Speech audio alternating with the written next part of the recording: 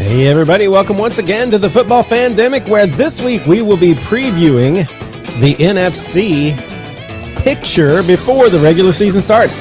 We hit the AFC last week, NFC this week. We're going to talk about news. Josh and Matthew right here on the Football Fandemic.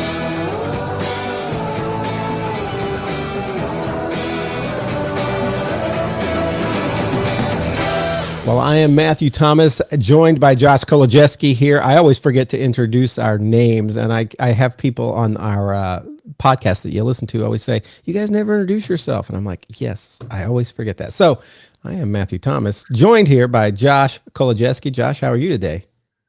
It's 1 week away from the NFL season. It gets started in about, I don't know, whatever. I can't do the math off the top of my head. 24 times 7 hours is. So. Whatever 24 times 7, get out your calculators and do that. But we are excited. I was actually over anticipatory, and I was in my head all week thinking, this Sunday starts games. No. It's just Labor Day. It's always that week that fools me. So no games this week. No nothing this week. No preseason. No anything to talk about. Well, we have stuff to talk about, but no big things happening on Sunday, Thursday, Sunday, Monday, or any other day that the NFL decides to play on. But in a week and a few days, 7 times 24 hours, we will be watching football, and I'm excited. Not for my Colts, but I'm excited nonetheless. We talked about that. And we are going to get started with some news to start this day off, as we always do. And Josh has a bunch of news, but I'm going to kick it off.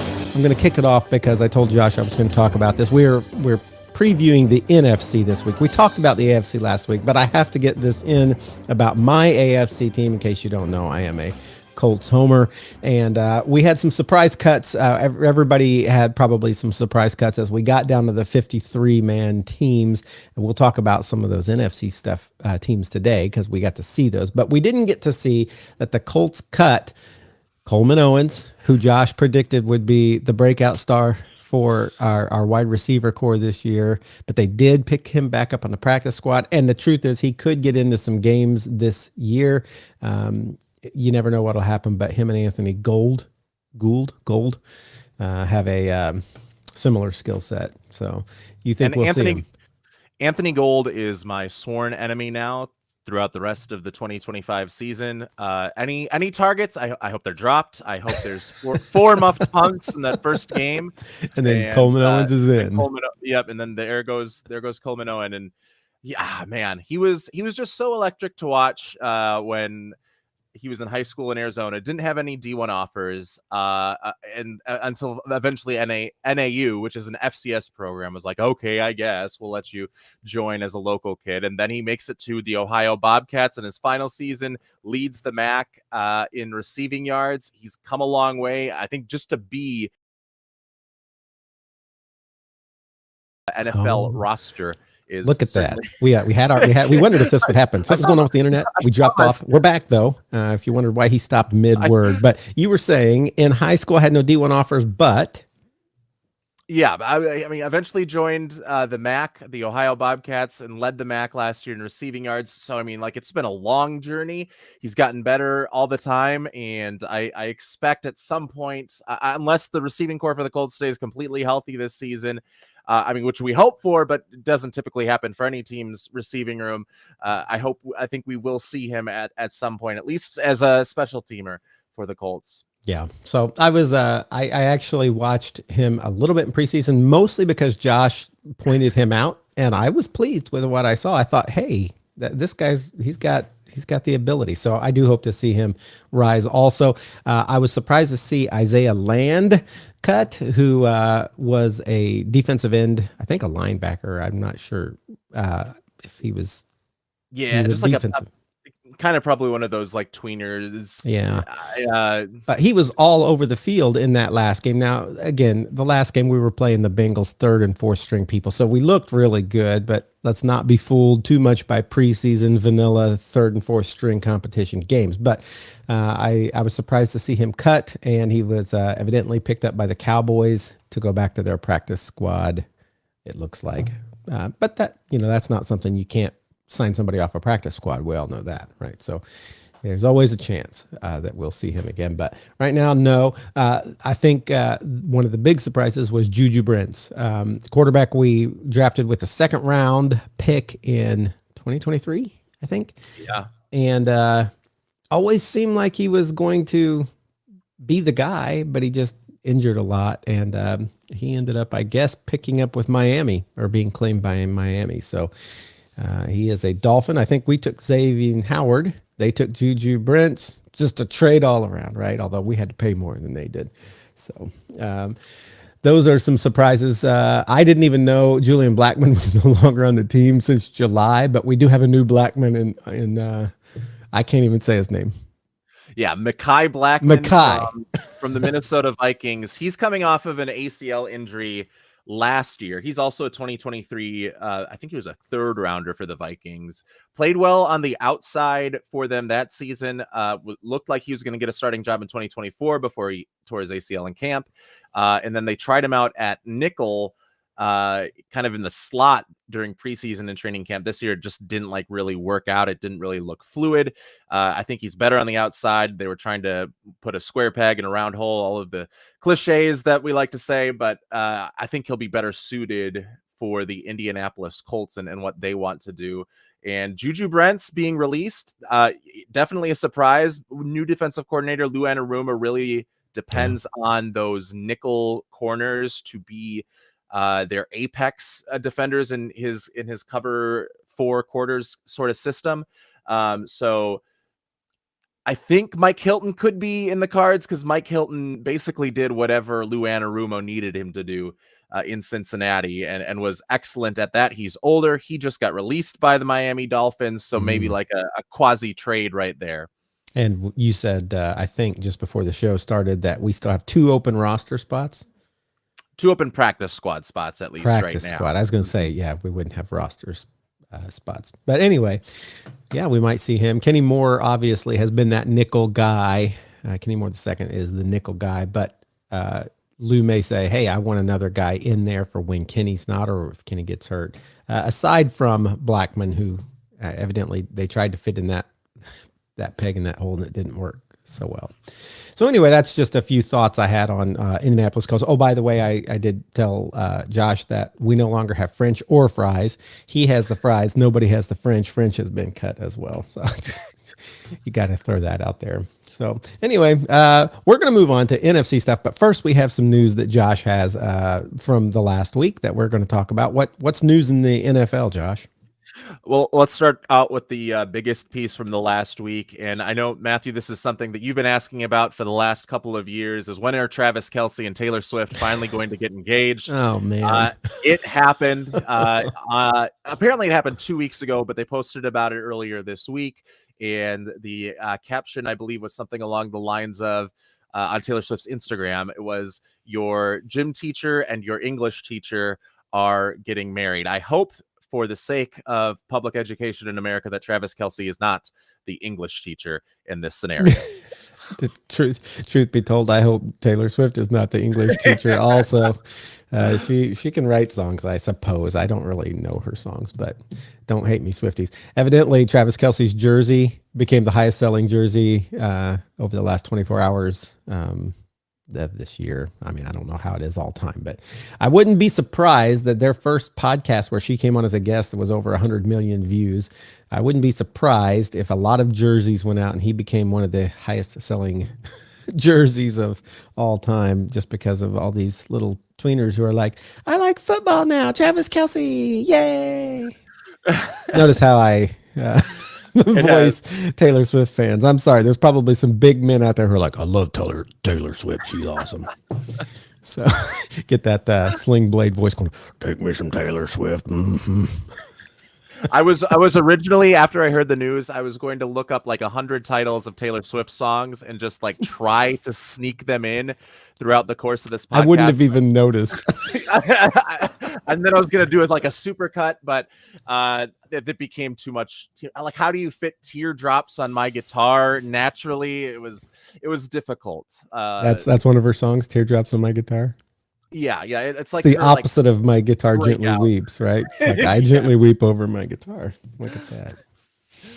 So it was hard to fit that in naturally in the course of a football show. So I kind of like gave up after I got through like the first 4 and decided to go in no direction there. But so Travis Kelce going to get married to Taylor Swift. The big piece of football news. Oh, I don't know if you had more to say. I know this has been Well, I just with that he basically did, I know this week, own up to the fact that I've been trying to act. I've been so much about my social stuff that I haven't been football, and I need to get back to my football. So he's claiming he's going to be better this year at football. So that's good for Kansas City Chief fans.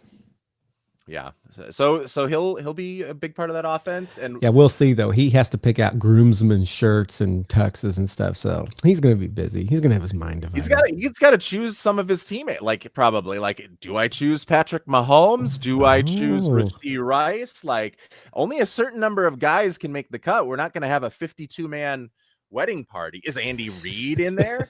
Jake from State Farm? A lot of different potential. There's a lot of thoughts to think through here. Yeah, and obviously Jason Kelce takes up one of those spots. You would think. So I would certainly hope so. Yeah. But yeah, so they're going to get married. It's going to be probably bigger than the royal wedding. But the real big piece of football news right now, outside of that, is Caleb McGarry, the right tackle, Pro Bowl right tackle of the Atlanta Falcons, is out for the season. He injured himself in a training camp practice. He is one of the best run blocking outside tackles in the NFL. They already lost Drew Dahlman to the Chicago Bears in free agency this year. So that could hinder their running game a lot. It does kind of lower my expectations a little bit for what the Falcons offense can do this year. So that'll help inform our talk here in just a moment about the NFC. Yeah. Some other injuries for guys that are either on the PUP or the injured reserve to start the season. We've got Joe Mixon of Houston, then some rookies, Walter Nolan of Arizona, Maxwell Harrison, the first round pick by Buffalo, a cornerback, and then Derek Harmon is, I think, going to miss the first 6 weeks at least. And there are like concerns that it could be a season-ending injury. He is the first-round defensive tackle of the Pittsburgh Steelers. So all those guys are out at least 4 games, just based on how the PUP and IR works. All of them were designated to return, though, so they could return at some point this season. So yeah, hopeful for those fan bases that they do, but you got to do something until they get back. And some other guys that will not be with their team to start the season. Rashee Rice, 6-game suspension was handed out by the NFL yesterday. He's the Chiefs wide receiver. Probably another reason that Travis Kelce might get a little bit more play early on in the season, because they kind of fill a similar role in where their routes are run over the middle of the field and in the seams. So Kelce could have a little bit more of a big role in this Chiefs offense. I guess for him, his usual type of role until Rashee Rice gets back there. And then Demarcus Robinson, wide receiver of the 49ers now, he is suspended 3 games for a substance abuse policy. The 49ers, whose receiving room is basically like a Civil War medical tent right now. They've traded for Sky Moore now, and also traded for Brian Robinson, the running back, and they've also signed Marquez Valdez-Scantling. So they're just bringing in whoever they can right now, because everybody's coming in and out. And so far, the injury luck that was bad last season continues to be bad this season. Seems like it always is for them. They need to somehow check into their training or something. Something's going on. So yeah, and I believe, I guess if we're talking about people serving for misdeeds, Jay Cutler is 4 days in jail for a DUI. Just throw that out there. I know he's not in the NFL anymore, but former Bear. Probably the yeah. only Bear quarterback that has been like competent within, at least somewhat competent, threw a lot of interceptions, but at least could like throw the ball 40 yards downfield over the last couple of seasons.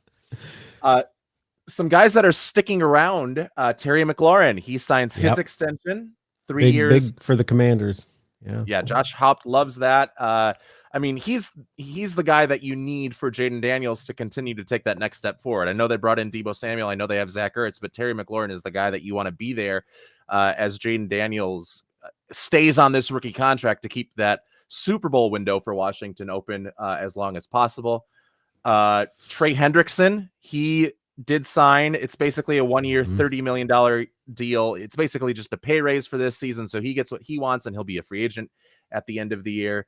Yeah, gets about 14 million extra that he wasn't going to get. And so win for him, and he's playing hard to show what he can be for other teams next year. And the Bengals get 1 year of him playing hard to show people what he can be for next year.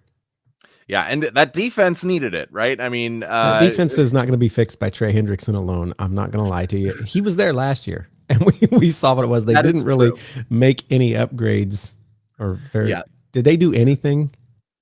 They got Shamar Stewart, who on the opposite side, like he only had a sack and a half, I think, last year for Texas A&M, but it was like a ton of pressure. It was kind of like Jared Verse. Jared Verse last year for the Rams only had 4 sacks, but he was always getting into the backfield. That was Shamar Stewart for Texas A&M. And then they also got I thought my top like on the ball linebacker from the draft in Demetrius Knight. So he should fill the role. I forgot the name of the player that used to be good for them, but always missed tackles last year. That got released. Forgot his name. But could have been any of them. That's true. But Demetrius Knight is much more of a downhill, sure tackler type of guy. So their defense, at least against the run and maybe on the defensive line, should be a little bit shored up. Don't know about that secondary, though. Okay. Another extension. This guy was not a holdout, but he becomes the highest paid safety in the history of the NFL. Kyle Hamilton, 4-year, $100 million deal that was signed yesterday. With who? For the Ravens. The Baltimore Ravens. Yep. He was a first-round pick in 2022. The Vikings in that draft were interested in a safety. They had the 12th pick.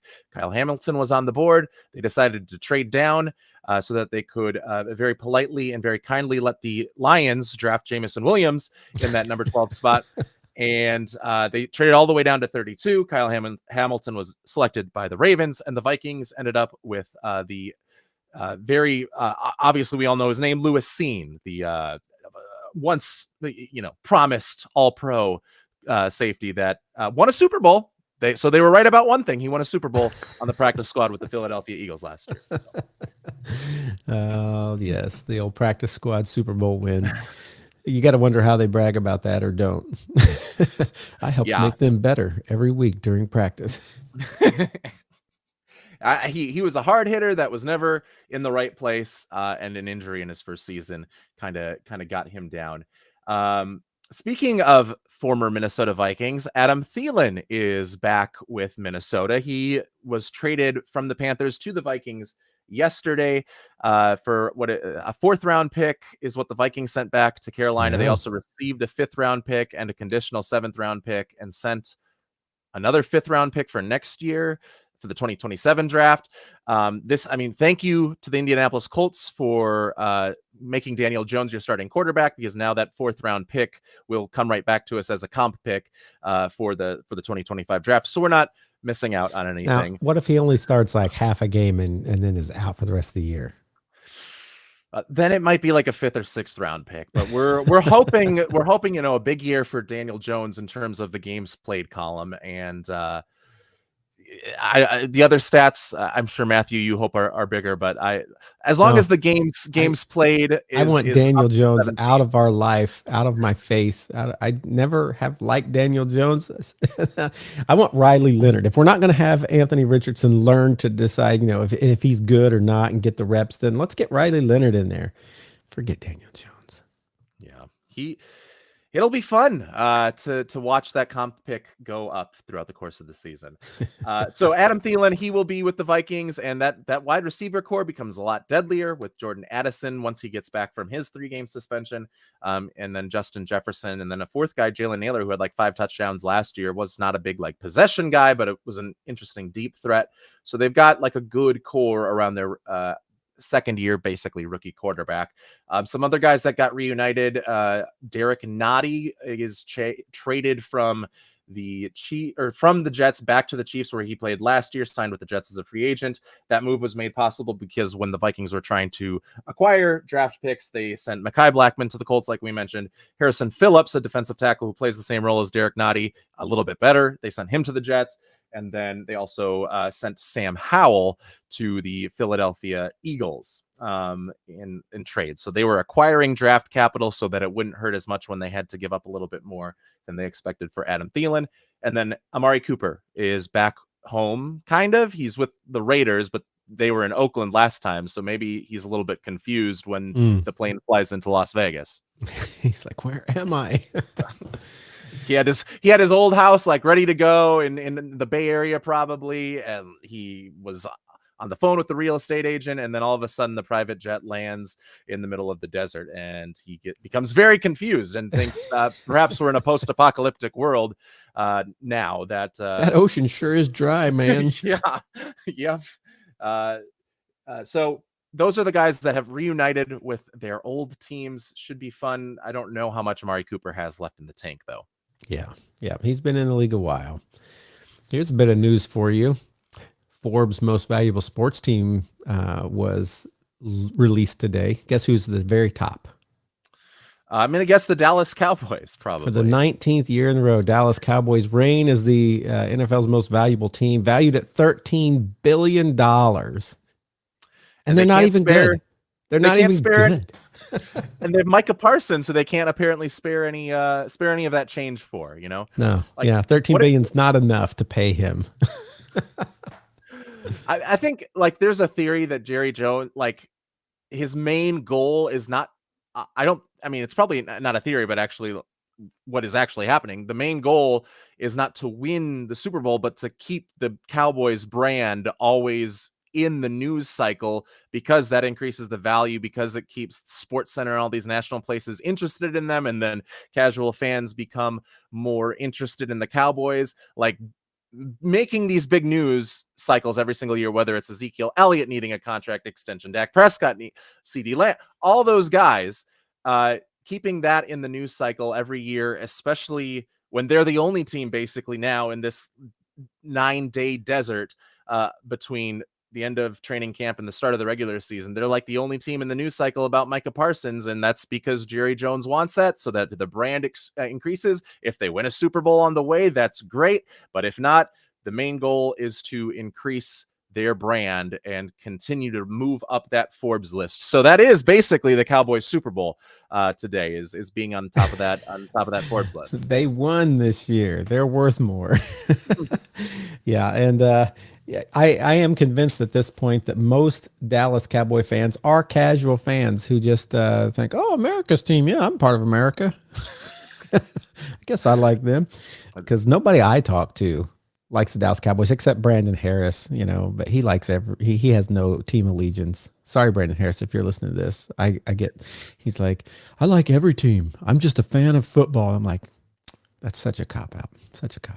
He used to be a Patriots fan until Tom Brady left, and then he just became a fan of football. And what that means is bandwagon fan. Brandon Harris, I'm calling you out. Bandwagon fan. And when Drake May starts a new Patriots dynasty, he'll be back. You're not welcome back on the Patriots bandwagon. You've lost your spot. Last piece for me is Spencer Rattler beats out Tyler Shook for the quarterback one job for the New Orleans Saints. Both of those guys were in Arizona as high schoolers at the same time. Shook actually, despite being a rookie, graduated a year earlier than Spencer Rattler, and he ends up winning the Battle of Arizona for the time being. And so they probably will be looking for another quarterback next year if Spencer Rattler is the starter, right? And I have unless he surprises us. When we get to the Saints, I have a conspiracy theory about what is truly happening, and it does not include Arch Manning. So a little bit of a tease for anybody to stay, and that's all I'll say about that until we get to the NFC South. Well, I'll tell you what, we're not NFC South, but let's go ahead and start previewing and looking at the NFC. We talked about the AFC last week. If you missed that, go back and watch that one. We talked about who we thought was going to kind of top the divisions, who we thought was going to be last in divisions to the best of our ability. We didn't do any game, predictions yet. That's coming. But we are going to do that same thing with the NFC today, division by division. We're going to go through. And where would you like to start today, Josh? Should we start with the North? That's almost always where we start. Yeah, we can start with the NFC North and all the. Although that's a good one to come to last for this. Actually, podcast. Yeah. In case Brandon comes on, we'll give him, it gives him a good cushion if he wants to show his face and talk about the Packers. But right now, dire straits for Green Bay. Not sure why, but probably in dire straits. I don't know where they ranked on the Forbes list, but definitely not 13 billion is my guess. But we'll come around to them last. We'll start with the NFC West because we want to give Brandon, said, I definitely want to be there when we talk about NFC, and he suspiciously has not shown up today. I think there's a feeling of remorse about his team right now. But we'll start with the NFC East, and we'll kind of go clockwise around that way. NFC East used to be called the NFC Least, now has a team that is exciting to us all again. It's not the Dallas Cowboys, at least not for me, never has been. It's not the Giants. I'm just going to leave it there. That gives you two teams to think about. Which one could it be? What do you think here, Josh, as we look at the NFC East? Yeah, this is going to be a good division, especially at the top with the Eagles and the Commanders. Those are the two teams that faced off against one another in the NFC Championship game last year. The Eagles have lost a little bit on defense. Like, I think the biggest question mark for them is their number 2 outside corner, because Darius Slay went to Pittsburgh, and he was kind of the perfect fit for what Vic Fangio likes to do, and just kind of having his cornerbacks cap the third or quarter of the field on their side. So it's kind of been Keely Oringo, who's a third-year guy that hasn't been great when he's been in.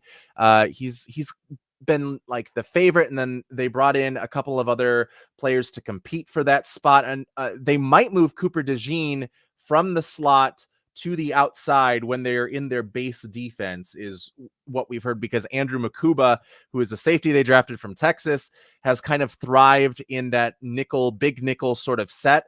So if they go into nickel, you can move Cooper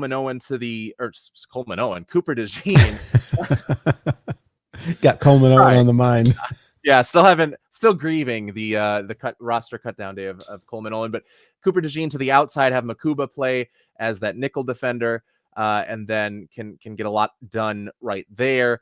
Otherwise, the defensive line also has a couple of questions. I'm not concerned as much about the offense for Philadelphia. They did lose Mekhi Becton, and I am keeping tabs on Landon Dickerson's meniscus injury. That's an injury that JJ McCarthy suffered last year, and the two options there are you can have it basically completely repaired, and then you're going to miss the year. That's what McCarthy opted for, or you can have it trimmed, which can lead to further knee deterioration down the road. In the NBA, that's what Karl Anthony Towns a couple of seasons did. He has been fine ever since, but it is something interesting to watch for Landon Dickerson, and what that running game becomes if that meniscus injury becomes a little bit more serious and hurts his knee a little bit more as the season goes on. So let me ask you this. I work at a college ministry, and had lots of guys talking about their NFL draft coming up. I heard 2 or 3 say they wouldn't touch Saquon Barkley with a 10-foot pole. Any guess why?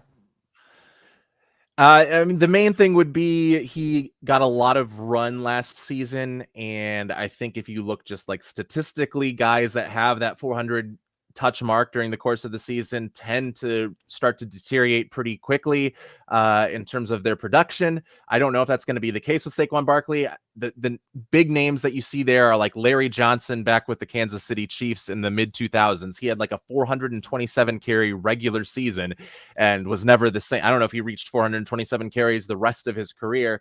And then also more recently, DeMarco Murray with the Cowboys, when they knew they were going to let him walk in free agency. So they're just like, all right, here, you're going to carry the ball as much as possible until your legs fall off. He had one decent season with Philadelphia and Tennessee, and then wasn't really the same guy that he was with the 2014 Cowboys.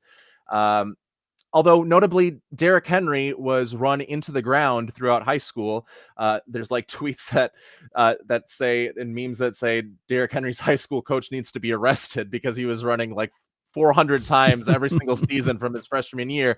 That did not slow Derrick Henry down. So I do think Saquon Barkley is built a little bit differently than DeMarco Murray and Larry Johnson, and is more in that Derrick Henry sort of realm. Granted, 400 carries in high school is a lot different than 400 carries at the NFL level, especially when you're taking most of those for touchdowns and not getting tackled. But all the same, Saquon Barkley has a little bit of an injury history, is coming off a big workload. Their reasoning was completely different than that, though. Oh, really? That's interesting. Their reasoning was Madden curse. He's on the cover of Madden, and they believe that. Now, we saw that Patrick Mahomes and Tom Brady shared the cover of Madden one year, and they did not suffer that curse. So I don't know if people are still hanging on to that, but a lot of people feel that that is real, and they let it guide their drafting, which is crazy. I drafted Saquon Barkley the very first year he was in the league. That was not a good year to draft Saquon Barkley, but I think this year you might be safe. All you people out there worried about Madden. I mean, if Landon Dickerson goes down and if Mekhi Becton's replacement is not very good, they just claimed Willie Lampkin from North Carolina, who was a rookie guard. That was drafted. I forgot what team he was drafted by, but there's still some questions on the opposite guard side from Landon Dickerson, and it's a Eagles team that likes to run a lot of inside zones. So if that guard position is called into question, those are the guys that you need to climb to the second level of the play side gaps. If those guards are not good or if they are not reliable, Barkley might take a little bit of a down step, but I mean, I think a down step from 2,000 yards is going to be expected anyway. I think it goes from like 1,500 to 1,200 yards if he stays healthy for the whole season, and the guards are not good. You're putting way too much logical thinking into this. It's just Madden curse or no Madden curse, right? Yeah. I think the Madden curse, I feel like, died. It was really good for like the first decade or a decade and a half of its run, but I feel like it's become less and less so recently. Okay, like so we've got to have that happen with the quote Peyton Manning curse. You know, since we let Peyton Manning go, everybody says we're cursed. Now we had Andrew Luck, but it's been pretty cursed looking since. All right, let's move from the Eagles, who we think they have a shot to be really good in this division, to the other one you mentioned, the Commanders. You've already talked a little bit about McLaurin coming back, got his contract, still got some other good receivers. What do you think about the rest of that team? I like the Washington Commanders offense. I still have a lot of question marks about their defense, and they didn't do a ton during free agency to address the defense. They did cut Jonathan Allen, so they cleared some salary, but they never really reinvested it into the defense as much as I thought they would. Bobby Wagner is good, but again, he's a little bit of an older player. Frankie Louvu is very good against the run. He's a good downhill linebacker, not as great in coverage. They did get Trey Amos in the draft, a cornerback who I really liked, and I think was my second cornerback behind Travis Hunter in terms of just pure man-to-man coverage.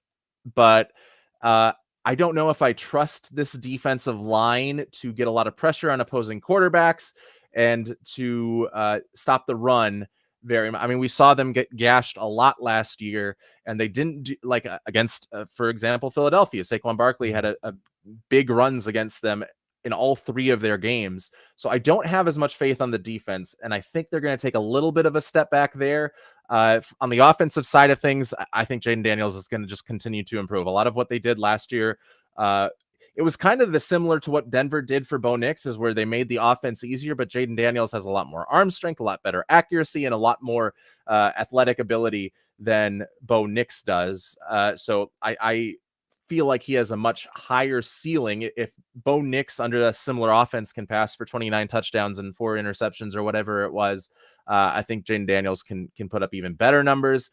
But I don't like the offensive line. I know they got Laramie Tunsil in a trade, and I know they drafted Josh Connerly in the first round. I didn't like Josh Connerly as much, but he'll be on the right side where he's going to be doing a little bit more run blocking. Doesn't have to be as big, I guess, in pass blocking. So it'll be interesting to see how the offensive line works, especially without Sam Cosmi, who got injured either at the end of the regular season or during the playoffs last year for Washington. It's not the Hogs of old. And when it comes to their run game right now, they traded Brian Robinson to the San Francisco 49ers, and they're going to be relying a lot on Ja'Cory Krosky Merritt who is a running back from Arizona that they drafted. His name is Ja'Cory. He's been called Bill his entire life. So Bill, Only you would know that. so Bill played one game for Arizona last year, looked good, but it was against New Mexico, and then there were some like eligibility issues that Arizona, who thought that they maybe had a chance at making a run for the college football playoffs and ended up not, because they went like 3-9. They didn't want to like risk any of their wins during the season, so they just decided not to play him the rest of the way. He looked good, but it was against a group of 5 team, and the holes were huge. So I don't know what to expect from Ja'Cory or from Bill. And Austin Eckler is a good pass catcher. I think Deebo Samuel is going to get some run in the backfield, and I think he's going to have a bigger role and a bigger season than a lot of people expect from him. Which Commanders fans are excited about. Even just hearing his name there, they were excited. And if they see more from that, even more. Let's look at the bottom half of that division. Just real quick. New York Cowboys, who's last place? Well, I think the Giants are going to be a surprise team this year. I love that defensive line. When you get Abdul Carter with Kayvon Thibodeau, with Dexter Lawrence, who you absolutely have to double team against the run and against the pass, or else your interior just crumbles. That means you can't necessarily double team Abdul Carter as much. You can't double team Brian Burns or Kayvon Thibodeau, wherever it is they're rotating. It reminds me a lot of those late 2000s, early 2010s Giants defensive line when they had like Tuck, Pierre-Paul, Omenyiora, Strahan, all of those guys that just got pressure on the quarterback. And it reminds me also of last year's Steelers team, where the defense was loaded. We had a lot of questions about the offense with Russell Wilson leading the way, but Russell Wilson was able to get it done. Russell Wilson's going to at least start the season at quarterback for the Giants. I think he can at least keep them in a lot of games, and their defense will do a good job keeping them in games as well. I like their running game, Tyrone Tracy, Cam Scatabo, and then also Devin Singletary. That's a big 3-headed monster. Again, calling back to the late 2000s Giants, where they had Derek Ward, Amon Bradshaw, and Brandon Jacobs as the Earth, Wind, and Fire backfield. And they also have an Ole Miss quarterback in Jackson Dart. So if Jackson Dart ever gets some time, like my comp for him was Bo Nix with a really good arm, like with a really strong, accurate arm. And now I realize I've given Bo Nix strays in the last two teams that I've talked about. but it was like a simple offense at Ole Miss. And really when Daniel Jones had his big year, it was a simple offense, and Daniel Jones was just pulling the trigger. And by big year, he threw 15 touchdowns. So under Brian, but so I think if Jackson Dart does get in the game, I do expect a lot of routes to be open, even though he has been mostly a single read player throughout his college career. I think Dabble is going to find ways to scheme that single read open a lot for him.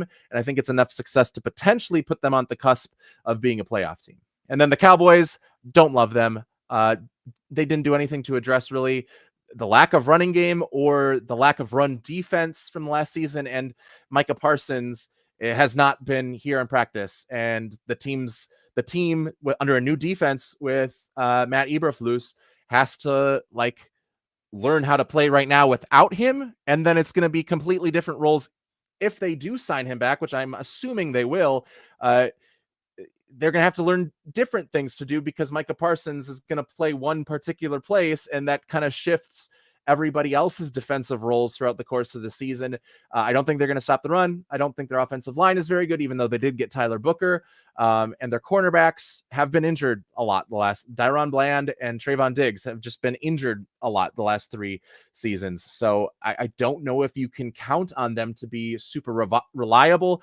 And their rookie cornerback, Savone Ravel, who was missed the last half of last college football season with an injury, still has not practiced a ton with the team and also has injury questions. So I think the Cowboys, top of the Forbes list, bottom of the NFC East. So it is hard sometimes when we get, in our mind, the Giants are bad. They've been bad for years. It's hard for us to break out of that and see them like begin to rise. But you're listening here to Josh today, and I believe the rundown Josh gives, and I wouldn't disagree with this, is Eagles, Commanders, Giants, Cowboys. I will give my complete predictions next week of the playoff teams coming out of this division. So that'll keep the suspense going. Keep the suspense. Okay, so he's saying playoff teams will be talked about next week.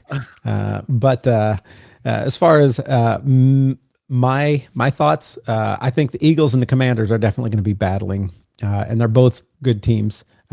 Eagles obviously have been a bit stronger as of late, but Jaden Daniels and crew coming on strong with the Commanders could really push them. So let's move from NFC East to NFC South, from one league that used to be the least and has gotten stronger to one that used to be stronger and has turned into the least of these. NFC South has just been bad for the last few years. Although Tampa Bay has been in there with Baker Mayfield. We were talking a little bit about Rattler Spencer in New Orleans. We got Carolina. We haven't said much about some trade stuff going on, and then. Who am I leaving out? I think, the Falcons. Falcons. Yeah, Falcons. Yep. So what do we got there, Josh? So I think the Buccaneers might be the class of the NFC this year, or at least have the chance to be that. I don't think they have... Of the entire NFC or the NFC South? Of the entire NFC. Wow. I really like what their offense has, and they don't have any holes on the offensive side of the football, especially when Tristan Wirfs gets back. And there's been more good news on that coming out from Tampa Bay, that he might be back a little bit sooner than expected from his injury. He's perhaps, him and Jordan Mailata are probably from Philadelphia, are probably the top two left tackles in the NFL. So he offers great protection. They upgraded their offense with the draft. They get Emeka Egbuka, who is like the floor of a wide receiver too, and he's going to be involved a lot in the offense with Chris Godwin out for the first few weeks of the season, opposite of Mike Evans. So I expect Baker Mayfield to be able to use that guy a lot, both of those guys a lot, and then Chris Godwin will be back. Cade Otton is questionable for week 1 right now, but he is a very good tight end, and when Mike Evans and Chris Godwin were out last season, it was basically Cade Otton and Bucky Irving keeping this team afloat, keeping the offense afloat, and keeping them in the race with the Atlanta Falcons for the NFC South division. So I expect Cade Otton maybe not to have a huge role, but when he's relied upon, to be reliable. And then Bucky Irving showed what he could do last year. They didn't play him much until the second half of the season, and he quickly overtook Rachaad White for that starting running back role. Rachaad White is still a great number 2 guy to have in your backfield, and they have all of those players. They're going to get Chris Godwin and Jalen McMillan, who had a few big games for them last year, and they're going to have a 4-strong wide receiver set that they can use whenever they feel like. And I think they can just do, even though they don't have their offensive coordinator, Liam Cohen, from last year. They didn't have David Canales the year before, last year going into 2024, who was their 2023 offensive coordinator. We thought, there's going to be some questions there. I think Baker Mayfield can work with whatever offensive coordinator he's given and should be able to deliver another good season. Will it be a 40 touchdown pass season? I have my doubts about that, but I think it can be a very versatile offense. And so what about their defense? Their defense was an issue last year. They addressed it by getting Benjamin Morrison, who was a cornerback for Notre Dame, a very sticky cornerback for Notre Dame in the second round. And he is also Arizona guy. I think I called a couple of his games when he was down here. He was very good in one-on-one, whether it was on the outside or in the slot. He is one of those cornerbacks that can follow the receiver that he's on, and then you can rely on to play man coverage. So that gives your scheme a little bit more versatility. If you have good man-to-man corners, you don't have to stay in cover 3 and cover 4 zones. You can play more cover 1. So I like what they did there. Antoine Winfield Jr. was injured throughout most of last season. He's one of the best safeties in the league. He is going to be back. And then they also go and get Hassan Reddick, who had a down year with the Jets last year, but has been a solid edge rusher throughout the course of his career. Vita Vea was good as always last year, so I think they're still going to be able to stop the run as long as the blitzes can get home that Tampa Bay likes to run. which I don't see why they wouldn't be able to. I think that this defense can at least be in the upper half of the league. I don't know if they will ever make top 10, but I think Benjamin Morrison and Antoine Winfield coming back at least gives them a better floor than what they had last year. Okay, so we got them, which I think you're going to probably put at the top of the NFC South, since you're saying you think they will, of the entire NFC, be a surprise that will be toward the top. What about the other three teams, though? The Falcons, the Panthers, the Saints. Well, listen, the Falcons I was really high on until the Caleb McGarry injury, and I don't know if that running game can, even with Bijan Robinson, as good as he is, one of the best running backs, might have the best season, was maybe in line to have the best season among running backs this year, upcoming year. I don't know if the holes are going to be as open for him. I still expect him to have a good year, but I think teams can key in on the pass a little bit more. And Michael Penix had some moments, but also was spraying the ball a little bit more than we saw when he was at Washington. So missing just to the outside, just to the inside, kind of looked more like he did in the national championship game against Michigan, where he was a little bit off kilter, rather than the game before where he was just throwing dots against Texas. So I want to see that the game against Texas, Michael Penix. I don't know if we're going to get that right away. So I think there's going to be some ups and downs this year. I had them as a playoff team before the McGarry injury. I think they're going to be on the outside looking in. Although I've talked about their draft. A lot of people didn't like that they gave up a first round pick for next year to get James Pierce. I like that they found a problem that they've been historically bad with, which is edge rushers, and addressed it by bringing in two really good edge rushers with Jalen Walker and James Pierce on the opposite side of one another. I'm really excited to see that. And they also got one of my favorite players from the draft, the guy I wanted the Vikings to get in the third round, Xavier Watts, a safety who just allows you to play your second safety, who is the old guy from the Bengal, Jesse Bates. He can play a lot more in the box because Xavier Watts is so good at reading route concepts and knowing where the quarterback wants to throw the football. He reminds me a lot of Ed Reed. That's a lofty comparison. He's that type of player. I don't know if he's going to be necessarily as good and explosive. We're talking about a Hall of Famer, but he is in that type of mold and does a lot of things that Ed Reed did well. He does those things well as well. They both have similar strengths. So I do like their defense. I think it's going to be a year for both the Falcons and then the Panthers where their fans can feel some hope moving forward into next year. The Panthers, I think, might be a couple years away, but I think they're going to find that Bryce Young is indeed the future of this team, and that they can, sign him to an extension this offseason. I think he's going to have a good year. They were one of the worst teams in NFL history against the run last year. They did upgrade it a little bit by bringing in Tershawn Wharton, who was good at stopping the run for Kansas City, but he doesn't offer a lot in the way of pass rush. So I think being in the same division as a couple of good offenses with the Buccaneers and the Falcons, I think they're going to have a little bit of trouble staying above 500 during the course of the season. But I think you're going to watch this offense if you're a Carolina Panthers fan. And you're going to really like what you see from Tetro and McMillan. You're going to hopefully, I liked Xavier Legette. He had some issues last year, but I still have some belief that he can be a solid number 2 guy. And then Jalen Coker and the slot. That is a good core to build around for Bryce Young. And we saw what he was able to do throughout the second half of last season. He took some big steps forward. I expect that to continue as long as he doesn't revert back to his biggest problems in the first half of the season, which was whenever there was pressure or whenever he saw a jersey flash in front of his face of the other team, even if it wasn't necessarily pressure, but just a simulated pressure, he would fade back and lose. He has average arm strength to begin with for an NFL quarterback, but he would lose that arm strength because he was throwing more off of his back foot, and he was also going well behind the line of scrimmage, and it caused a lot more incompletions and or short completions to the flat. So end of the season, he was stepping up in the pocket whenever he saw pressure. He had a lot better pocket mobility. I think that was the biggest thing that he needed to work on. He has a lot of anticipation in the way that he throws. It doesn't have Adam Thielen anymore, but I think the young receivers that he has, all guys who are in their first or second years, is going to be very, very big for him. And I think Carolina Panthers fans can be happy moving forward.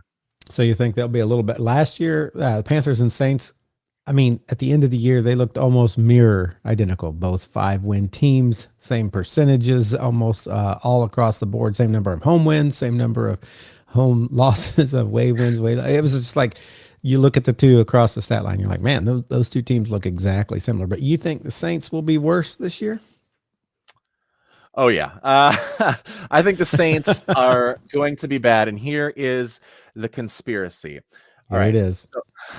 So Mickey Loomis has been like basically in charge of the New Orleans Saints, and has had carte blanche to do with whatever he has wanted throughout the last couple of seasons. Recently, he's starting to lose, at least in the media, a lot of the respect that he had garnered. He had a lot of equity from the 2017 draft. 8 years later, that's finally starting to fade away. They had released a player that Mickey Loomis really wanted instead of Brian Branch from the 2023 NFL draft. So that's some more headlines that we're seeing. Oh, Mickey Loomis might not be as in charge of this team. And there's one guy on the New Orleans Saints that is seeing that as an advantage, and that is their offensive coordinator. And here's why. Their offensive coordinator is Joe Nussmeier. He comes in with Kellen Moore and perhaps whispers into Kellen Moore's ear, oh, we should really get Tyler Shook, even though he knows Tyler Shook is not very good at quarterback and he's old. I like Tyler Shook less than I liked Bo Nix coming in. Oh my. So he whispers into his ear, and Kellen Moore's like, yeah, that's a good idea. Kellen Moore makes the call. It's his guy. Tyler Shook has such a bad year that the Saints get the number 1 overall draft pick, and Kellen Moore is fired. And you think, well, maybe are they just going to fire his entire staff if the offense was that bad? Well, no, because Kellen Moore is going to be calling the plays. But Joe Nussmeier is going to be like this guy that rallies his troops together. And there are a couple of quarterbacks that are going to be in play for the number 1 pick. One of them is Arch Manning. We don't know if he's going to come out. His granddad, obviously, Archie Manning, who is a big, like for the first 30 years of Saints history, was their most iconic player up until Drew Brees and Reggie Bush finally joined the team. So he's one of them. Lenore Sellers, Cade Klubnik, Drew Aller are the other guys that are getting a lot of hype. And there's one more, a quarterback a couple hours down the road in Baton Rouge from LSU. His name, Garrett Nussmeier. His dad is the offensive coordinator of the New Orleans Saints. And he is going to say, you make my dad the head coach, or I'm not coming to sign a contract with the New Orleans. It is this like Starks and Lannisters sort of plot coming. And Garrett Nussmeier will be the number 1 overall pick, not Arch Manning, if the Saints get it next season, which I think they will. I love the throwback to the Starks and Lannisters. It's almost kind of completely off my map now, but that was a big thing for a while there. Yeah. And the Mannings now, and then the Mannings are the Starks here with the Nussmeiers as the Lannisters, and they're going to do a bunch to try and convince. No, you have to take Arch. There's going to be a lot of. We're going to see the NFL take a violent turn during the offseason. Guys, you have stuff to look forward to, even if you're a New Orleans fan, during the offseason heading into next year. And really, as a Colts fan who is watching Daniel Jones come in and like probably take us to the middle of the pack where we sit in mediocrity for years and years, you guys have the excitement of at least hoping that you're going to be the worst team in football and have a meaningful draft day on the first day next year. So congratulations to you. For the season, not much to look forward to, but it's going to be, you could make a HBO series about the offseason that's upcoming for the New Orleans Saints. Well, let's move to the NFC West. We got the Rams, the Seahawks, the Cardinals, and the 49ers. My goodness, this was there was a time when we used to look at this NFC West and think, man, all 4 of those could get into the playoffs. That'd be like a first. I remember thinking that, and that's not something that has really materialized. And they've, in the whole parody of the NFL, they've gotten worse. They're one of those divisions that, not like our last division we're going to talk about, the NFC North, who have recently been on the high, and we'll see what we think about that coming up here. But what do you think about the Rams, Seahawks, Cardinals, and 49ers? It's a division that I think I wouldn't be surprised no matter how it finishes. But I think the most likely candidates at the top for me, and mostly this is because I don't trust Matt Stafford's back injury. I have no idea. Like a back And you injury, don't like, trust Jimmy Garoppolo coming in to take that team? yeah, apologies to you guys over at Eastern Illinois. I don't trust Jimmy G to be the quarterback that can take that team to higher levels for the Rams. So I think if Stafford's healthy, the Rams are certainly a lot more competitive and make a case for the top of the NFC West. I'm not going to put the probability of that being very high. They do have Puka Nacua and Devontae Adams. I think that is perhaps maybe Yeah. the best 1-2 punch in the NFL this season. Both of those guys do everything well. Contested catches, route runners, they both got speed. They're both big. So both of those guys are going to be good weapons for whoever it is. But they had to work around a lot of offensive line issues. They run a lot of man run concepts. So a lot of halfback blast plays with Kyron Williams that can work, and it has worked, but he's not a dynamic running back out of the backfield. So I think their offense takes a step back. I like their defense except for their secondary. And again, I think they covered up a lot of those weaknesses in the secondary well last year.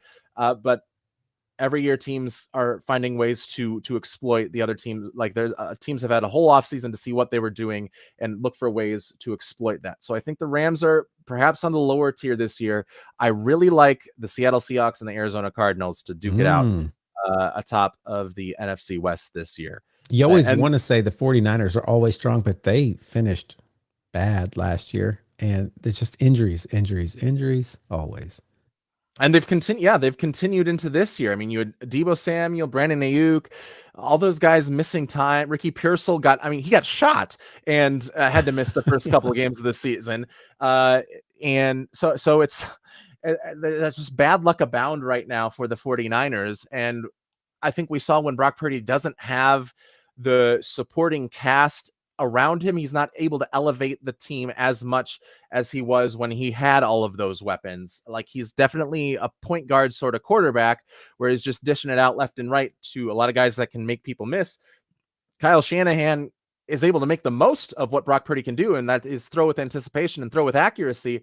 But he doesn't have the out of structure playmaking ability that you need when those injuries start to happen and you don't have as many weapons. If Christian McCaffrey is healthy, stays healthy, that changes the dynamic. But Jawan Jennings, holdout, Brandon Ayuk, injured. Ricky Pearsall is your number one guy. And I am kind of not all the way in on him as a number one X receiver. I think he's a solid role receiver to have on your offense, but I don't know if he can be the featured guy. Jacob Cowing, another one of their young receivers, he's on the IR. He'll miss the first 4 games of the season. So they had to go get a bust in Sky Moore, and then also Marquez Valdez-Scantling, who can do a lot of clear outs and can catch the deep balls on busted coverages. But when it comes to being a wide receiver that can do everything you want in a Kyle Shanahan offense, he's lacking in that respect. I think the offense is not great. And I think although they got Robert Saleh back as their defensive coordinator, I don't think he has the pieces at this moment with everyone they lost. They lose Javon Hargrave. They lose Malik Collins, who were their 2 interior defensive linemen that were very good. They lose Travarius Ward. They lose Dre Greenlaw and Hufanga, their safety. That's a lot of pieces that you need to replace. And they tried to do that a lot in the draft, and they got some good pieces to fill in for those guys. But if you're relying a lot on those rookie guys to step up, I know it worked for the Rams last year. I still think it's on the lower probability side of things that happens. And I think the defense, even with Fred Warner still the stalwart in the middle and Bosa coming off the edge, I think it is still kind of middling. I think the offense is still kind of middling. And I don't think that's enough for them to make the playoffs. But let's turn our attention then to the Cardinals and the Seahawks. Seahawks obviously have a quarterback you're familiar with from last year. The Seahawks lost some wide receivers. Where do you put the Seahawks and Cardinals in relation to one another? Well, the Seahawks last year, the biggest problem with them was their offensive coordinator. Mike Mike McDonald, I always get him and Mike McDaniel It is confused. hard not to say that. I do the same thing. I'm like, Mike McDaniel, McDonald. It's like Sean McVay, Sean McDermott, Sean Payton, all those guys as well. But Mike McDonald had the defense performing at a really good level throughout most of the season last year. They had some issues, but the offense just refused to run the football. And when they did run the football, they did the opposite of what their strengths were last season. So that offensive coordinator was fired, Ryan Grubb. He was the Washington Huskies offensive coordinator with Michael Penix. So like he didn't have to move far to stay with Seattle, but now he went back with Kalen DeBoer in Alabama. So he's back in the college ranks where his offense really works, but they had a bunch of good zone blocking offensive linemen that they didn't do outside zone at all. They did a lot of power, which if you have good outside zone offensive linemen, they're more faster, they're a little bit more agile. That means they're a little bit smaller. If you're running power, you don't necessarily have that ability to push guys out of the way and get them on good down blocks, which are needed in order to spring your running game loose. And it's harder to, even when you're double teaming guys, those guys can split those defenders a lot easier. Now they bring in Gray Zabel, who was an excellent, perhaps the best zone blocking guard. I mean, he played tackle for North Dakota State. He's going to play guard this year. And they bring in his teammate, who as an undrafted free agent, and he has looked great in preseason and might start at center. And that is, I think his name is Jalen Sundell. So they have those guys on the outside zone. They bring in Clint Kubiak, who his father and his father's head coach have been the pioneers of the wide zone system. So that is what they're going to run. That's what they ran in New Orleans with Clint Kubiak last year. And they also have their offensive guard. The other one who they drafted the year before was Christian Haynes, who they started a lot last year. But again, he was known that year as being one of the best outside zone blockers coming out of college. They just didn't do it. This year, they're going to do that, and I think that makes life easier for Sam Darnold. And now you have Cooper Kupp, who's one of the best blocking wide receivers. So you're not, when you put him out on the field, you're not tipping your hand as to what play is coming. So I think their offense is going to be much improved, and their defense still should be pretty good. I would have liked them to get a nose tackle because they've been playing Byron Murphy from Texas at nose tackle when he was a 3 technique with Texas. He played with one of the best nose tackles out of the last year's draft at Texas, Tavondre Sweat, who was drafted by Tennessee.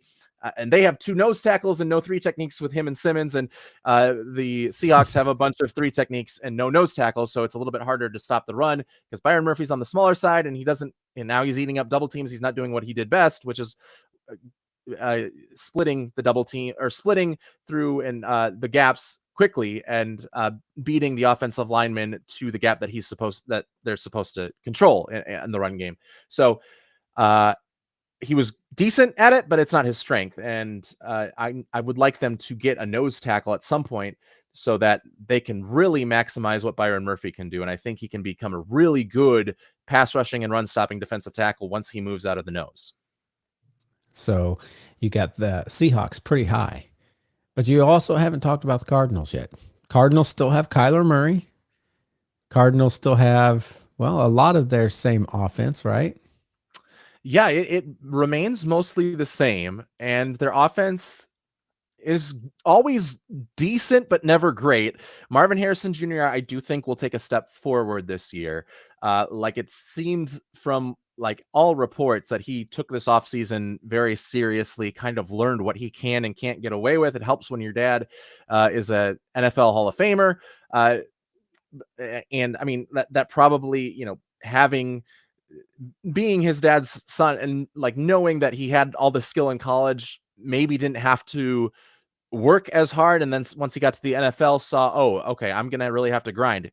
He grinded during the offseason and apparently transformed his body. Although, I mean, that's what everyone says during when camp opens up. But I'm going to be optimistic to start. Trey McBride is perfect as an underneath sort of player. So I think the receiving game is going to be good. And then they like to run the same sort of run concepts that the Rams do, but I think they just have a better running back doing those runs. I think James Conner, even in his later age, is still better than Kyron Williams at breaking tackles and even getting free a little bit more. So James Conner knows how to pick the right holes. He knows exactly where to go. He doesn't get tackled easily.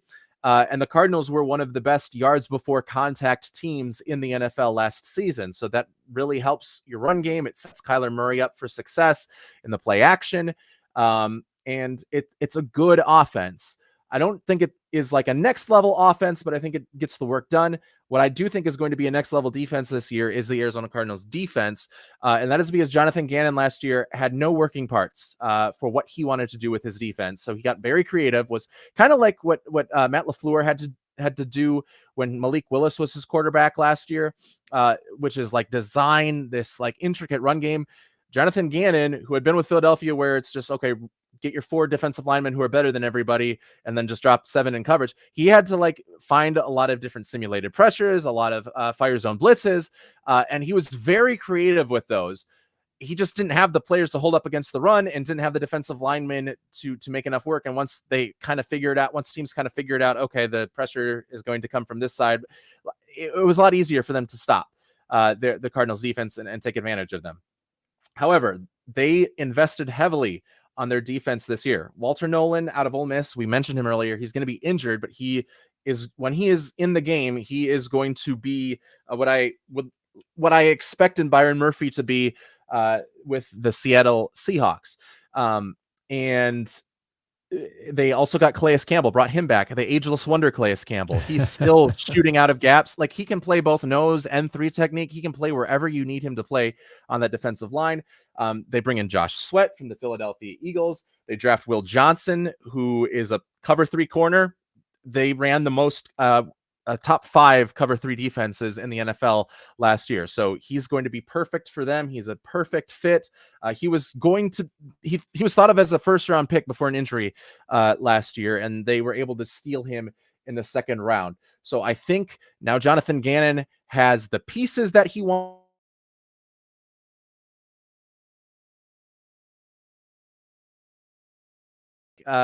Schematic versatility for the Arizona Cardinals here in 2025. So I expect that defense to be one of the top defenses in the NFL.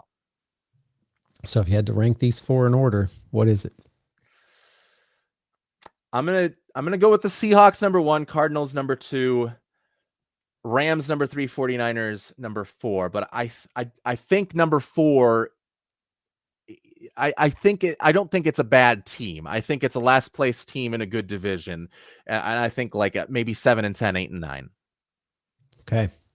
Well, that brings us to a division that might be a better and maybe in some ways harder to predict finals. The NFC North last year started off all looking great for 4 games, and then the Bears kind of got one more win the rest of the way. Five wins there total for the Bears. Do you expect anything to change? Last year, Lions were at the top with 15 wins, Vikings right behind them with 14 wins, Packers with 11, Bears with 5. Let's talk about this NFC North. Obviously, a division we follow pretty heavily because you're a Vikings fan and Brandon, our other co-host, is a Packers fan. And of course, I live in Illinois and I'm surrounded by Bears fans. And if I had to pick an NFC team, since my AFC team is so bad, I usually would go with the Lions. So we have quite an investment here in the NFC North. Let's talk a little bit about each of those teams. Let's start with the top from last year, the Lions. The big thing that happened this year with the Lions, they lost both coordinators. One went to New York, one went to Chicago, actually. And so we'll see how that ends up changing things. They kept the same quarterback. I'm not real sure on the rest of their team what they lost and kept. What do you think the Lions are going to do this year? Yeah, the major question is how those specific units respond. What you lose with Aaron Glenn is you lose, I think, something valuable, which is a lot of head coaches like to stick with their scheme no matter what. And I think Aaron Glenn last year had to adapt his scheme to the injuries that riddled his defense. Whereas they first throughout the course of the season, it was typically 4-man rushes, maybe 5-man rushes, and you could drop your corners back in coverage a little bit more, and their defense was able to get through there. Aiden Hutchinson, Aleem McNeil, those guys who are so big at keeping that that sort of scheme going, they get injured, out for the season, and now he's forced to bring a lot more blitzes. They ran a lot more cover 1 in the second half of the season. They brought cover 0, which is man on it. Everybody has a man, and they just cover that man. And they did that more than anybody in the NFL, and it allowed them to bring more pressure. And they succeeded when they did cover 0, especially against the Minnesota Vikings. So you had a defensive coordinator that was willing to adapt. And I think that is something that is rare in the NFL. I think a lot of them might have some egos and want to stick to what they have designed. So I don't know if that's going to be the case. Obviously, if you have Aiden Hutchinson and everybody healthy throughout the whole season, you can probably stick with whatever scheme that you planned on using throughout the course of the year. Injuries take a hold. It's going to perhaps take a downturn. So real quick, Aaron Glenn gone, Ben Johnson gone. Can you name without looking, can you name their 2 coordinators? Johnny Morton is the offensive coordinator. I cannot name the defensive coordinator. I could not have named either one. Not that they weren't on the team already. I think both of them were on the team in different roles. Am I right? Yes, I believe Johnny Morton had worked with Ben Johnson before. He might have been with the Saints last year. Okay. But I believe, Aaron Glenn, the guy who replaces Aaron Glenn, had worked as an assistant with the team. Because Aaron Glenn brought Ben Johnson's number 2 guy with him to New York. So you're now with an old Ben Johnson guy. And that's why I'm not as bought in as I was last year on the offense. Dan Campbell, when he did not have Ben Johnson as his offensive coordinator during the 2021 season, that offense was not good. And for half the season, it was Anthony Lynn calling the plays, and then Dan Campbell just took over for the final half of the season. And neither instance was it particularly good. And that was with Penei Sewell on that offensive line, and most of the guys who are currently on the offensive line with that offensive line. So I don't know. Frank Ragnow is gone. Your center is gone. Your captain of your offensive line, and you're turning to a rookie in Tate Ratledge to be your center. He played guard at Georgia last year, and you're also bringing in a second-year 6th-round pick as Christian Mahogany, who I wanted the Vikings to get, and I really like, and played well in a spot start last year. He's going to be one of your guards, but that's a lot of faith to put in to Christian Mahogany as he takes over for Kevin Zeitler, who went to Tennessee, I believe. So moving parts and offensive line, the best offensive lines have continuity. This offensive line no longer has continuity, and perhaps the running game takes a step back, perhaps without as creative of play calling from Ben Johnson. It forces Jared Goff to put more on his shoulders. And I think Jared Goff's role is perfect when the running game is as good as it was the last couple of seasons, when he can rely on play action and rely on the linebackers having to bite up against the run so that middle of the field opens up. He's an excellent middle of the field thrower. I don't know if he's going to be able to do that as much or is going to have as clear of windows this season. I still think they can be a very good offense. I don't know if they are as elite as we have seen them be since 2022. So possible the Lions take a step back. If there's one thing we do know, it's Dan Campbell has a leadership that is full of grit. And if he can push these people to their best, if anybody can, he is the one. But we've got to see what was Ben Johnson. What was just lost his name. Aaron Glenn. What were they in this team, and what effect do they have, along with those moving pieces and the continuity? So let's move to the second ranked team, a team you're very familiar with, as we can see from your backdrop there, the Minnesota Vikings. Changes you expected to see last year finally coming to fruition. Changes in receivers coming home. Changes. What do you think is going to happen with the Vikings this year? Unsurprisingly, I really like the Vikings this year.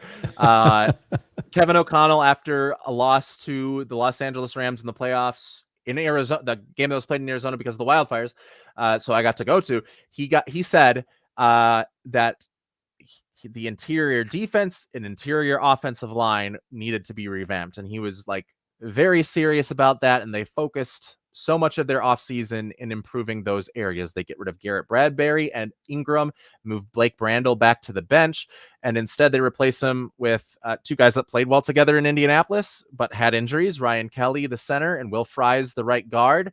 And then they draft Donovan Jackson, who is a left guard, who I think can be like a decent left guard.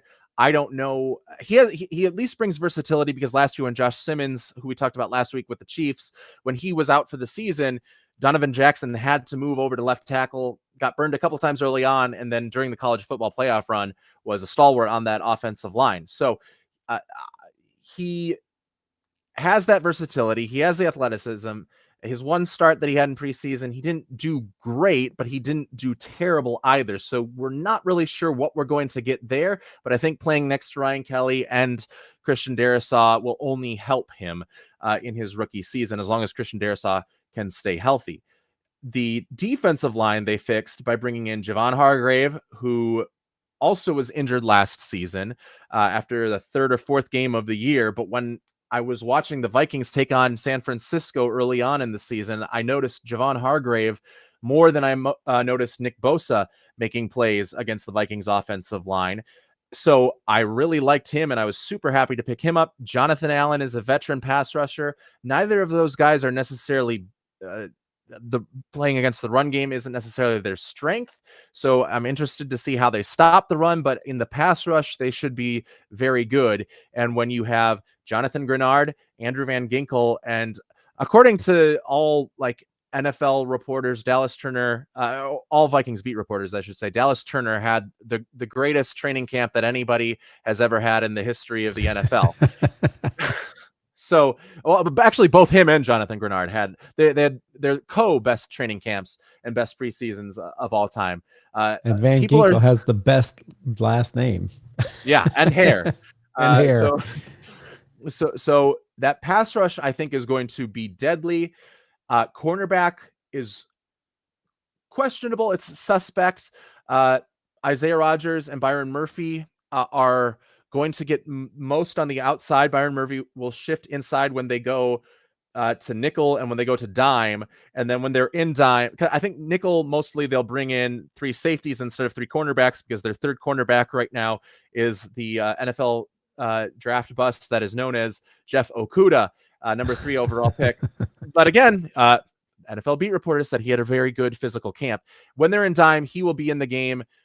He will be on, and they do run dime a lot, which is when you bring in 6 defensive backs. So he will be the outside guy, and Byron Murphy will be the inside slot receiver. But Byron Murphy has the different Byron Murphy than Seattle, by the way, everybody. He's Byron Murphy Jr., the Seattle guy's Byron Murphy II. So to avoid all confusion right there, it's not a defensive tackle playing cornerback, but he is able to have the versatility to play both on the inside and on the outside. Isaiah Rodgers will be strictly outside, but he played in the Vic Fangio system, which is very similar to the coverage that Brian Flores has used since he got to Minnesota. So I do expect the defense to be good, but if injuries hit the cornerback room, watch out, because they have 4 cornerbacks rostered right now, which is very, very light. And the other guy was an undrafted rookie from the 2024 draft. The offense is going to go with JJ McCarthy. And yep. I think JJ McCarthy just needs to be a point guard this year. He just needs to be what Brock Purdy has been in the Kyle Shanahan offense. McCarthy has more athleticism, more escapability, more playmaking, and has a stronger arm. So he can do that. The issue has been, even in training camp this year, has been the touch passes and layering throws over linebackers and ahead of safeties, kind of in that no man's zone over the middle of the field. He can fire it like a bullet anywhere on the field, but when it comes to layering, he's had some accuracy issues, and it, I guess, in camp has led to some interceptions. I think that hopefully can be fixed. It was kind of an issue at Michigan, but those passes didn't get intercepted nearly as much. That might happen a little bit more in the NFL. But I still loved what I saw from JJ McCarthy last year in training camp and coming into the draft. He was probably still my fourth best quarterback from that draft, but it's a very strong NFL draft in the first place. From my point of view, he's going to have Adam Thielen now. He's going to have Jordan Addison in 4 games. He's going to have TJ Hawkinson, and he's going to have Justin Jefferson on. I mean, that is guys who should not be single covered in most offenses. 2 of them are going to be single covered on every single play that they all 4 are in the game with one another. And then Aaron Jones, he was the workhorse last year. He doesn't have to be the workhorse this year because they also traded for Jordan Mason, who was very good after Christian McCaffrey went down for the 49ers. He's a power runner. The Vikings have struggled in a lot of those goal line instances. I think they only had 2 rushing touchdowns on goal line plays last year, so they had to throw a lot in those first and second goal situations. Now they have Jordan Mason, who should be able to push the ball past the goal line and was the top guy in terms of yards after contact last season. So he's able to break tackles. He doesn't go down easily, and he is able to spell Aaron Jones a little bit more than we were able to last season. So I think the running game is going to be relied upon a lot more than it has been in Kevin O'Connell's tenure with the Vikings head coach. And I think it will live up to the task this season. And I think the Vikings will, I mean, again, as far as JJ McCarthy can take them, I think they will be a playoff team if JJ McCarthy plays to the level that I expect him in his first full season. So much depends on what JJ McCarthy does and does not do this year. Let's move to Aaron Jones' old team, Packers. Let's talk about them. This is where we wanted to have Brandon on here to give us like his full rundown. But as you look at the Packers, Jordan Love, they did for the first time in forever draft a wide receiver in the first round. People are all excited about Matthew Golden, right? It's Matthew. And yeah, of course, they have their perennially injured Christian Watson there also. And Dobbs is there. Yeah. Yep. So what do you think is going to happen with the Packers this year? Well, their number 3 cornerback played wide receiver for them last season. So on Bo Melton.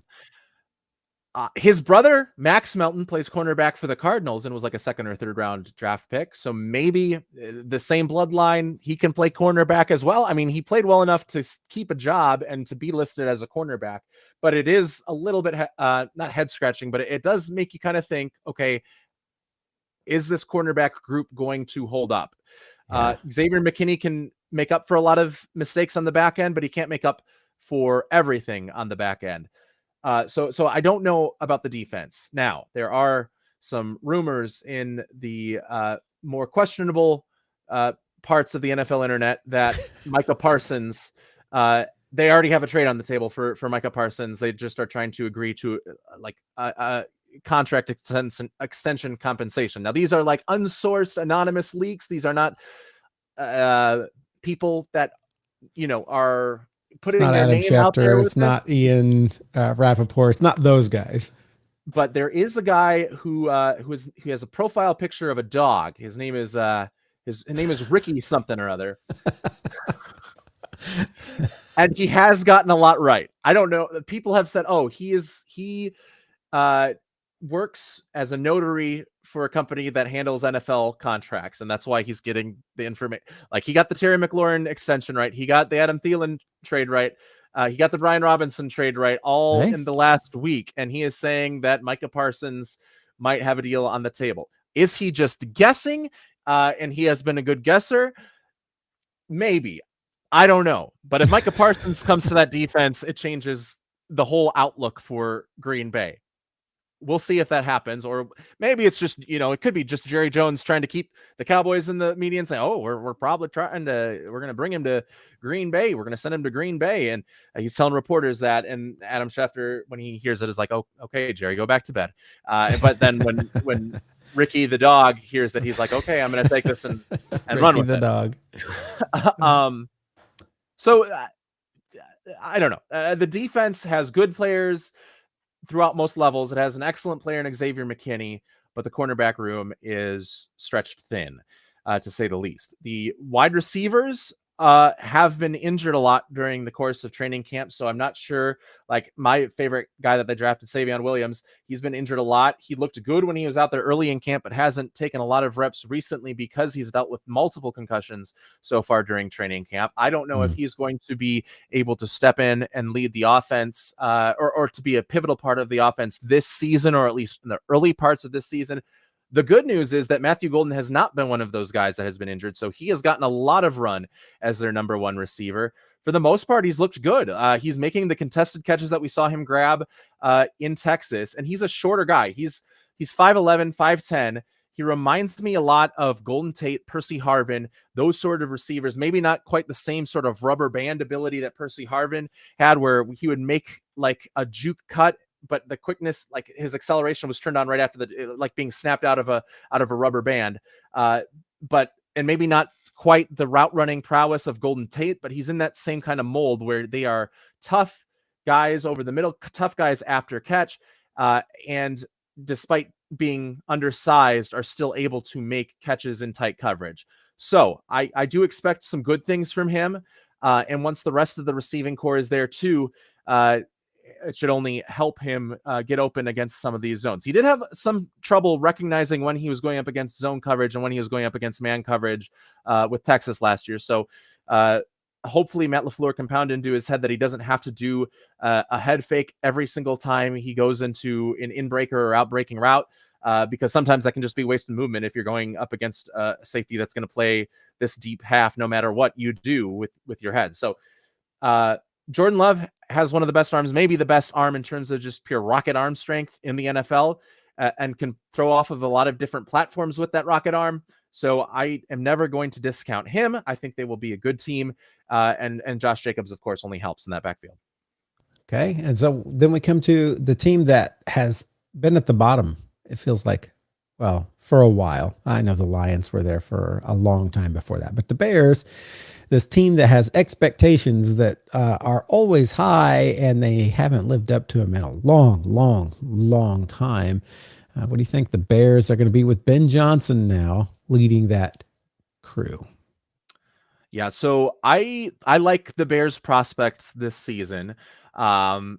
It might be the first time that they are actually off-season champs, where that can translate to some regular season success as well. What Ben Johnson needed was guys that can run outside zone.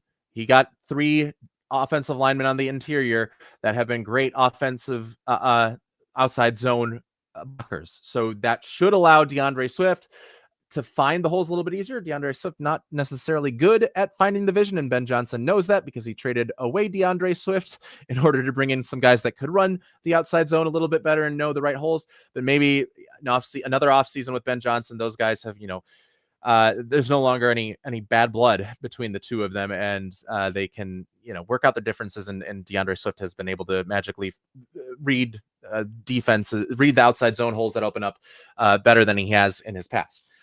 So while the offensive blocking is there, I'm not sure if the running game is going to be as good as it was in Detroit. Obviously, that's a tough task to ask in any case. But what I think Ben Johnson will do is simplify the game for Caleb Williams, like he did for Jared Goff.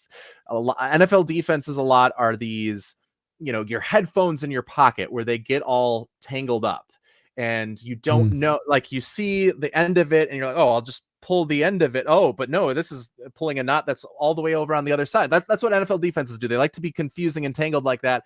And Ben Johnson is the guy that untangles them. He will send 3-4 motions on a single play so that, oh, you're in a too high shell, but now I can see that you're actually running cover 3 because your safety came down when I moved Luther Burden from one side of the other. He did that excellently against the Vikings last year in both of the games. He did, like, one time he just moved Jahmyr Gibbs out of the backfield and forced them to show, oh, we're playing man coverage.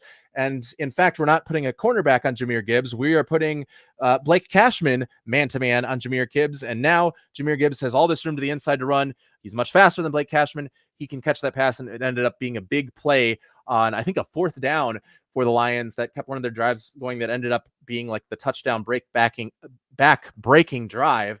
So I expect him to untangle the defenses a lot for Caleb Williams this year. The question is, will Caleb Williams get the ball out on time? We saw in preseason that in the first game against the Bills, he was getting the ball out on time. Second game, those routes didn't develop quite as quickly, but they weren't using motion as much as well. So perhaps kind of just that was just an effect of Ben Johnson not showing his hand as much. So I think the offense is going to be improved, and I think Caleb Williams is going to take a significant step forward.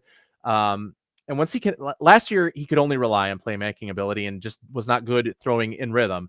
This year, if he can be more intentional at throwing in rhythm in the system that Ben Johnson has created with him, that playmaking doesn't become a hindrance anymore, and it becomes what he can do.